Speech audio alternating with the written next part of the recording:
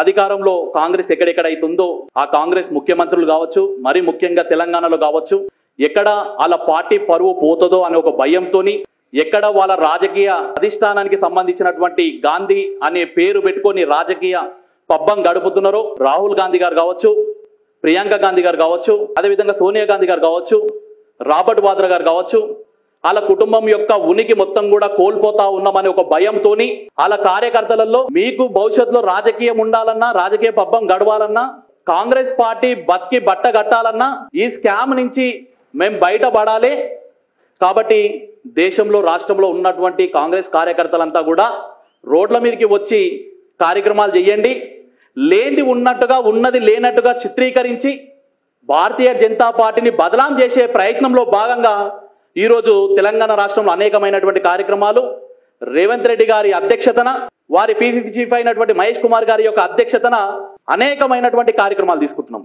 ఎవరైతే ఈ కాంగ్రెస్ పార్టీకి మద్దతు తెలుపుతున్నారో, ఎవరైతే ఈ కాంగ్రెస్ పార్టీ చేసినటువంటి స్కామ్ కు మద్దతుగా నిరసనలు తెలుపుతున్నారో వాళ్ళకు ముందు ఇంతనైనా కానీ దేవుడు సిగ్గు శరం అనేది ఇచ్చి ఉంటే ఎవరు కూడా ఈ పనికి మాలిన పని చెయ్యరు. ఈ రోజు వచ్చినటువంటి కేసు కాదు ఇది. ఈరోజు మేము ఒకటే అడుగుతున్నాం. మేము గుమ్మడికాయల దొంగ ఎవరంటే భుజాలు తడుపుకున్నట్టు, అరే రాజ్యాంగబద్ధంగా ఏర్పడ్డటువంటిది ఈడీ సంస్థ ఒక ఛార్జ్ షీట్ ఓపెన్ చేసి మీ మీద ఒక అభియోగం ఉన్నది, అభియోగం సంబంధించినటువంటి విషయాల పైన క్లారిటీ ఇవ్వండి అని చెప్పేసి ఆఫీస్ కి పిలిస్తే ప్రపంచం మొత్తం కూడా అల్లకల్లోలం అయిపోయినట్టు, బ్రహ్మాండం బద్దలైపోయినట్టు, ఈ దేశంలో ఉన్నటువంటి వ్యక్తులందరినీ కూడా అలజడి సృష్టిస్తూ మా రాజకుమారులను, మా రాజులను అన్నిటిని కూడా మీరు ఈ విధంగా అవమానిస్తారంటే, రాజకీయంగా ఉన్నటువంటి ఏదైతే సోనియా గాంధీ, రాహుల్ గాంధీ ఉన్నారో రాజ్యాంగానికి లోబడి ఉండవలసిందే.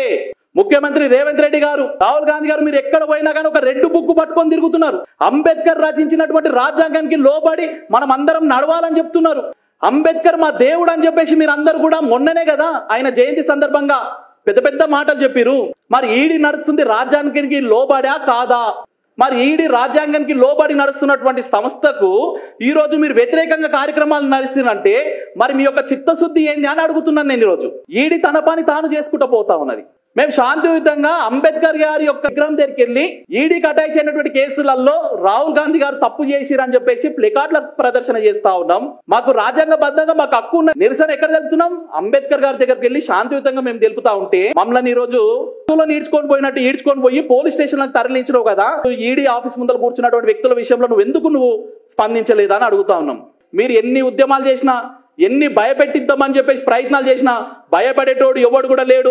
మరీ ముఖ్యంగా భారతీయ జనతా పార్టీలో ఉన్నటువంటి కార్యకర్త నుంచి మొదలు పెడితే ప్రధానమంత్రి దాకా ఎవ్వరు కూడా భయపడాడు.